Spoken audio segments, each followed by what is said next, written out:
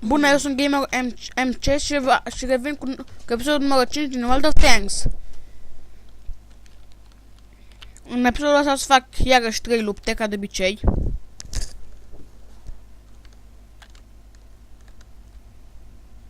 Sau e episodul 4 sau 5 în fine.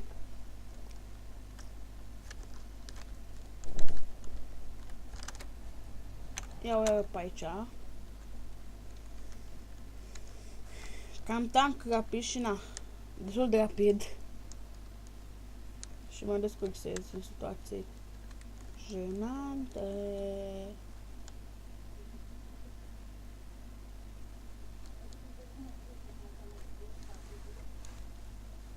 Asta e T18, recunosc că mi-au. Uite asta.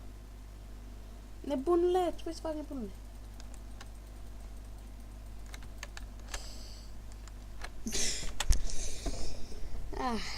Frumos. Bine, am revenit cu lupta numărul 2. Știu că am zis cu lupta numărul 3. Dar lupta numărul 2. Deci, am soare pentru înțelegere. Dar după cum vreți, m-am băgat greu.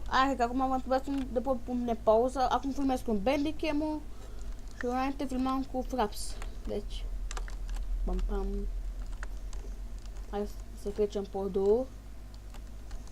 Bă, ar fi foarte șmecher să cadă podul.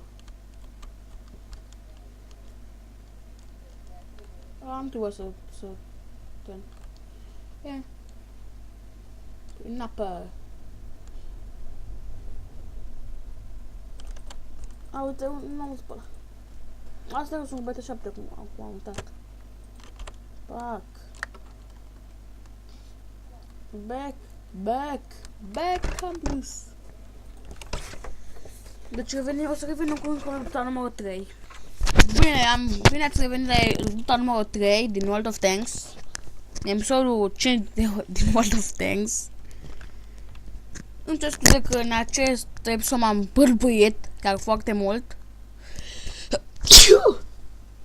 Îmi cer scuze dacă s-a auzit. Am sănătat și eu ce să-mi faceți. Și nu-i bine să o duc în față. Asta e ultima luptă, după cum am zis. Sau nu. Pentru voi că sunteți fanii mei, eu fac 4 lupte în acest episod. Deci să nu ziceți că nu țin la voi.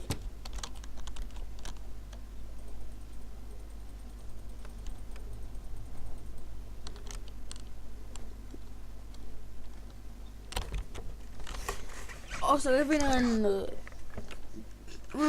o secundă cu episodul numărul cu lupta numărul 4 de pe.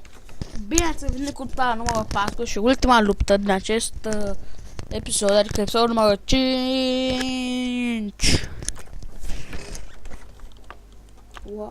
What the fuck? Nu știu, gata, știu mapa.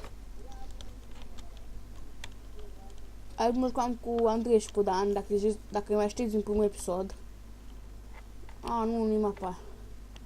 Ia acum să stăm noi acolo până și mă am pe toți. Era prea șmecher. În episodul următor că o să cumpăr un nou tank. Sper. Doar să fac pe tot faza. Hai, dă-te.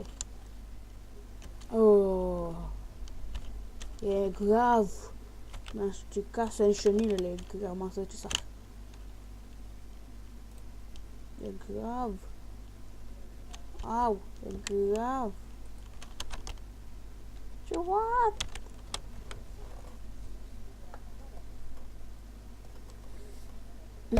Deci gata din episodul numărul 5 din World of Tanks. Ăla am meritat-o. În fine.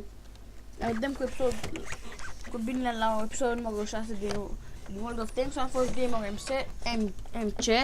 Dați like, subscribe și comment și ne vedem data viitoare. Bye bye!